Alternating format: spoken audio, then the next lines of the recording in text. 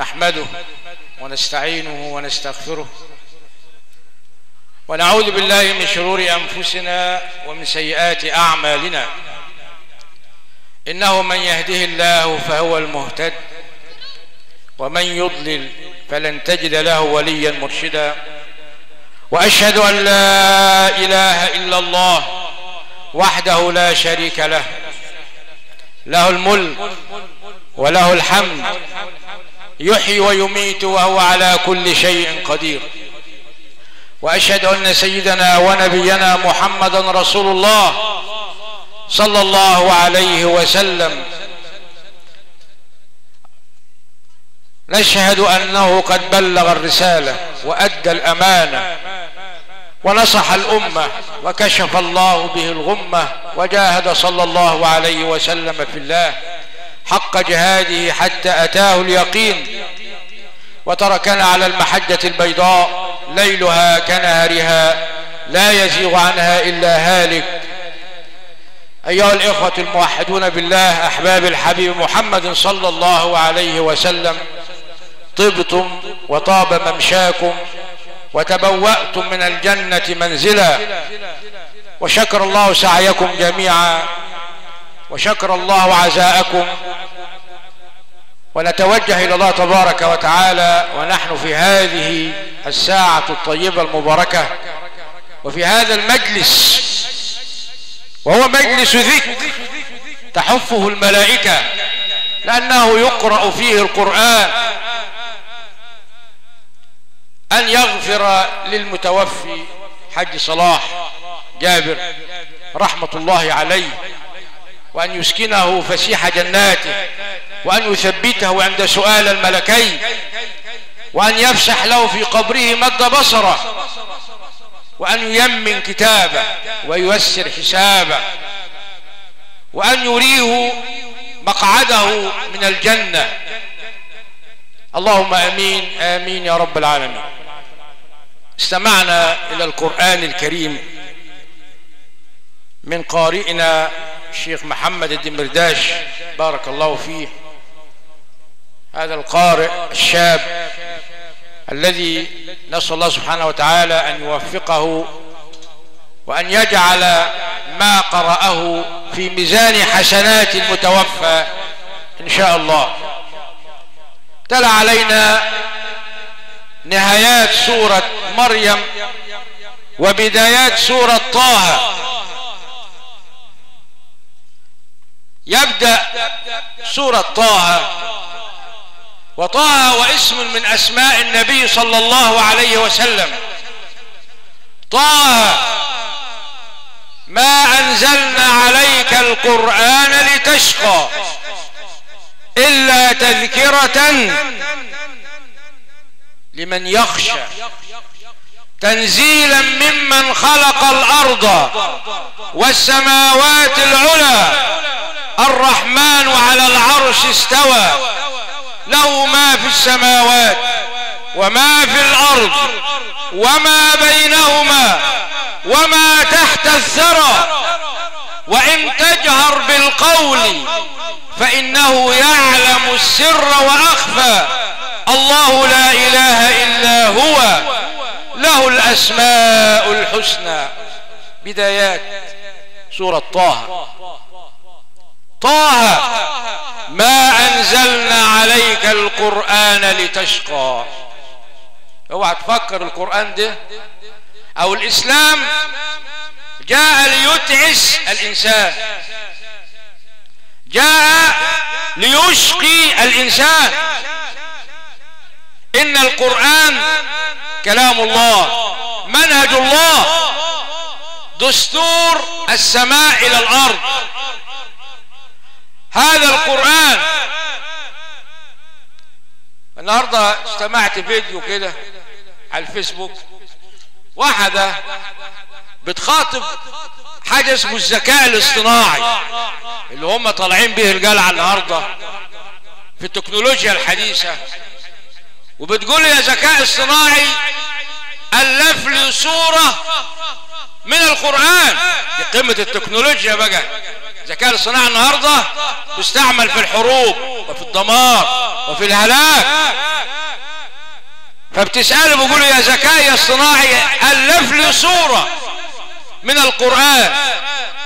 رد عليها وقال لها لا أستطيع، لأن القرآن كلام الله له روح، كلام ذات طابع خاص، لا يستطيع الإنسان مهما كان أن يأتي بصورة. قل إن اجتمعت الإنس والجن على أن يأتوا بمثل هذا القرآن لا يأتون بمثله ولو كان بعضهم لبعض ظهيرا.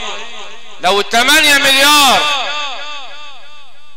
إنسان معاهم 8 مليار من الجن، قل لهم ألفوا لي صورة مثل صور القرآن، لن يستطيعوا. فإن لم يفعلوا ولن يفعلوا فاتقوا النار التي وقودها الناس والحجارة. القرآن الكريم ما جاء ليشقي الإنسان، بل بالعكس، من يعرض عن هذا القرآن يصيبه الشقاء والهم والغم والحزن. ده في القرآن. ومن أعرض عن ذكري، مش عاوز يسمع، وطي القرآن ده شوية، غير المحطة دي، غير محطة القرآن. ليه؟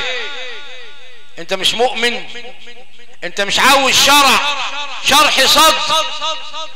فمن يرد الله أن يهديه يشرح صدره للإسلام وللقرآن، تجد المسلم قلبه واسع.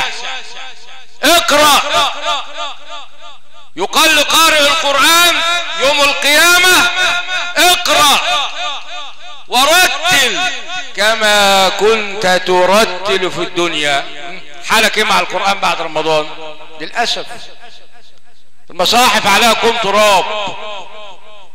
ومن أعرض عن ذكري فإن له معيشة ضنكا ونحشره يوم القيامة أعمى.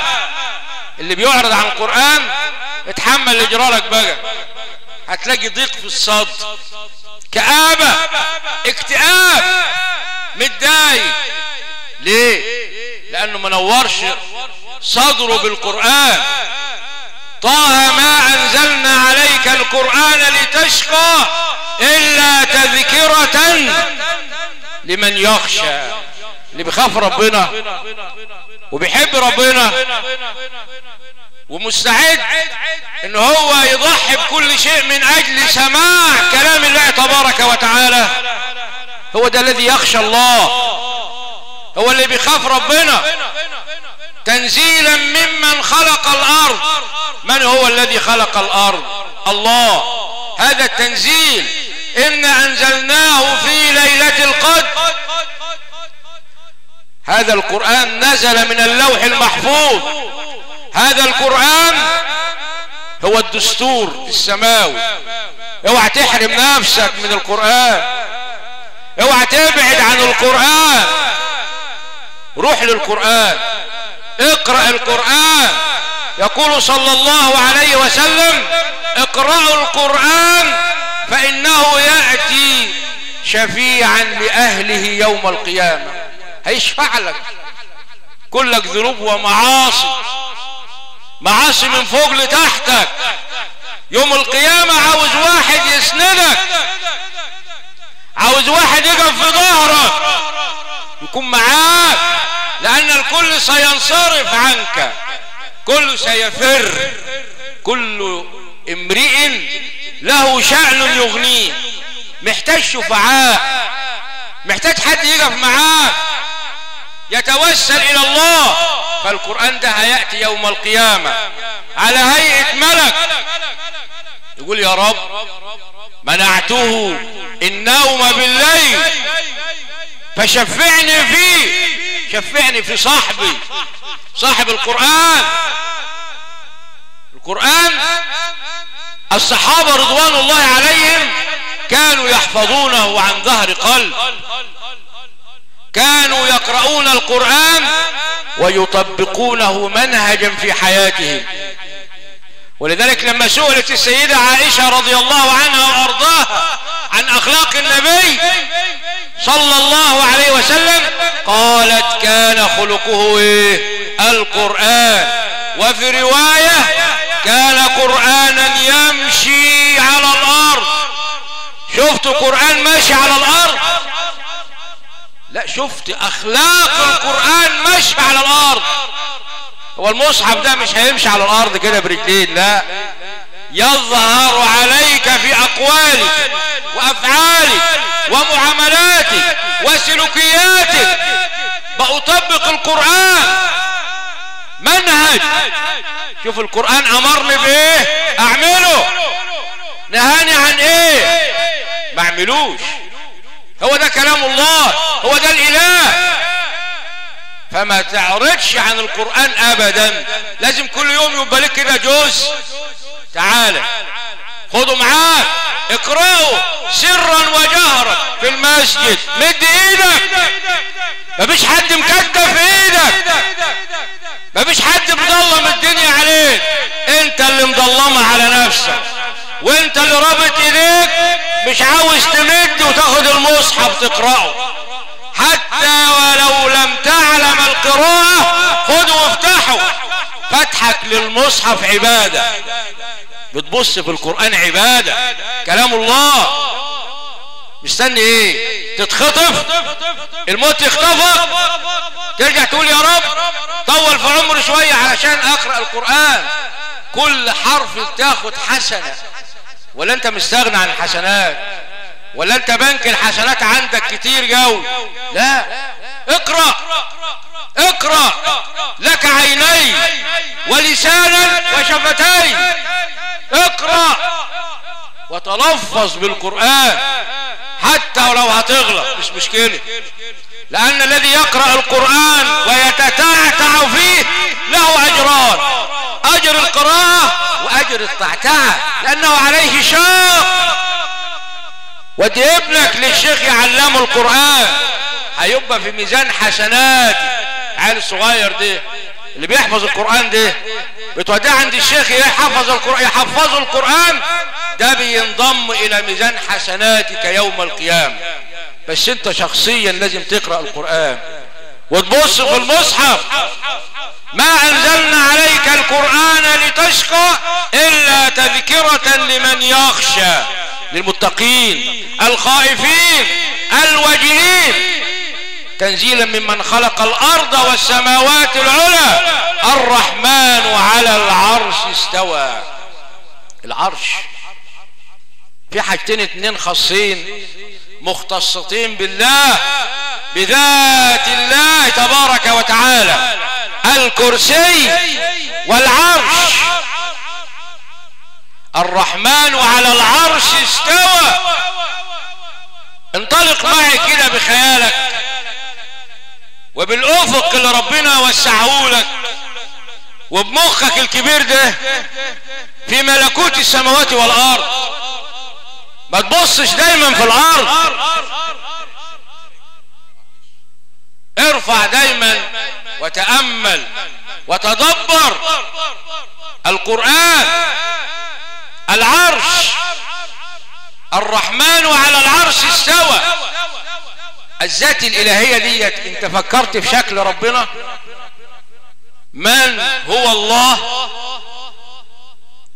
إن الله على العرش استوى. العرش ده أعظم مخلوق من مخلوقات الله وأجمل مخلوق من مخلوقات الله. فالله استوى على عرشه. الاستواء معلوم، عارفين يعني استوى؟ يعني استيطر واستولى على هذا وانفرد به لذاته. فالاستواء معلوم والكيف مجهول، والسؤال عنه بدعة. تقول ازاي خد العرش؟ العرش اعظم خلق الله تبارك وتعالى العرش. قال صلى الله عليه وسلم أذن لي أو أذن لي أن أحدثكم عن ملك من حملة العرش. شوف العرش ده، ويحمل عرش ربك فوقهم يومئذ ثمانية ملائكة تحمل العرش. قال صلى الله عليه وسلم: ما بين شحمة أذنه إلى منكبه يطير الطائر 500 عام. ما بين شحمة أذن الملك إلى منكب الملك. ده ملك من حملة العرش، ربنا قال له اخبر أو أخبر أمتك بهذا الملك. ده ملك واحد. شوف الملك ده قديم بقى.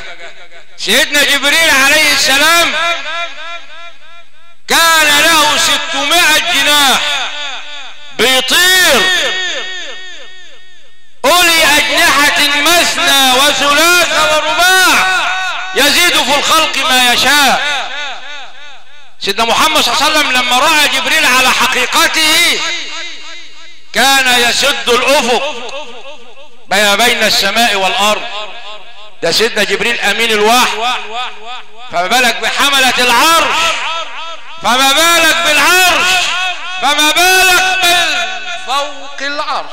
الله الله الله لا إله إلا هو. ولذلك نادى موسى: يا موسى إنني أنا الله لا إله إلا أنا فاعبدني وأقم الصلاة لذكري إن الساعة آتية أكاد أخفيها لتجزى كل نفس بما تسعى فلا يصدنك عنها من لا يؤمن بها واتبع هواه فتردى. إذن القرآن هو دستورنا، بيوضح لنا ان القرآن ليس لشقاء الانسان بل لسعادة الانسان. حكى لنا قصة موسى عليه السلام، هذا النبي المصري، عندما قال له: يا موسى اخلع نعليك، اخلع نعليك انك بالوادي المقدس طوى. والله العظيم ان مصر لها شأن في القرآن ولها مكانة في القرآن وذكرت في القرآن. ويكفينا هذه الآية: أمر الله موسى اخلع نعليك. انت واقف في مكان طاهر. سيناء لما رأى نارا فقال لأهلهم كثوا، زوجته لما تزوجها وقعد 9 سنين وخدها ورجع تاني رأى نارا فوق الجبل فقال لأهلهم كثوا انتظروا شوية إني آنست نارا لعلي آتيكم منها بشهاب قبس لعلكم تصطلون. فلما أتاها تجلى ربه عليه وقال له: يا موسى اخلع نعليك إنك بالوادي المقدس طوى وأنا اخترتك. اختيار الله لرسل الله، مش اختيار قائم على الأمانة والصدق والعزة والقوة. واصطنعتك لنفسي، ربنا صنع ولتصنع على عيني. شوف سيدنا موسى اتصنع على عين الله، اصطنع بإرادة الله، هياه لأنه تعامل مع أقوى قوة بشرية على الأرض. اتعامل مع واحد جبروت الدنيا تجمع فيه، فرعون. وما أدراك ما فرعون الذي ادعى الألوهية، قال أنا ربكم الأعلى. قال للمصريين ما علمت لكم من إله غيري. مين اللي قال الكلام ده؟ إنسان أخذه الغرور والكبرياء. قال أنا ربكم الأعلى. فأخذه الله نكال الآخرة والأولى إن في ذلك لعبرة لمن يخشى. فسيدنا موسى عليه السلام ربنا اجتباه واصطفاه، وكذلك يجتبي الله المرسلين، يجتبي الله المرسلين والأنبياء فيصنعهم على عينه وبقدرته ليحملوا الرسالة إلى البشر. دول قادة البشر، دول قادتنا الحقيقيين الذين يأخذون بأيدينا إلى النجاة وإلى الفلاح. لقد كان في قصصهم عبرة لأولي الألباب ما كان حديثا يفترى ولكن تصديق الذي بين يديه وهدى ورحمة للمؤمنين. نسأل الله سبحانه وتعالى أن يجعلنا من أهل القرآن وخاصته، وأن يجعلنا من الذين يستمعون القول فيتبعون أحسنه، وأن يحببنا في القرآن، وأن يحفظنا بالقرآن، وأن ينير قلوبنا بالقرآن، وأن ينير بيوتنا بالقرآن ببركة القرآن. فلا بد أن نحيي القرآن. اقرأوا القرآن فإنه يأتي شفيعا لأصحابه يوم القيامة. وفي نهاية الحديث نتوجه إلى الله تبارك وتعالى أن يغفر لأخينا صلاح. اللهم اغفر له يا رب العالمين، اللهم ارحمه، اللهم اجعل قبره روضة من رياض الجنة، اللهم يمن كتابه ويسر حسابه، اللهم اجمعنا به على خير، اللهم اسقه من حوض المصطفى صلى الله عليه وسلم شربة هنيئة لا يظمأ بعدها أبدا يا رب العالمين. اللهم لا تحرمنا أجره ولا تفتنا بعده، واغفر لنا وله يا رب العالمين، واغفر لآبائنا ولأمهاتنا، وانصر إخواننا المجاهدين في فلسطين، وحرر المسجد الأقصى من دنس اليهود يا رب العالمين. شكر الله سعيكم وجزاكم الله خيرا، والسلام عليكم ورحمة الله وبركاته.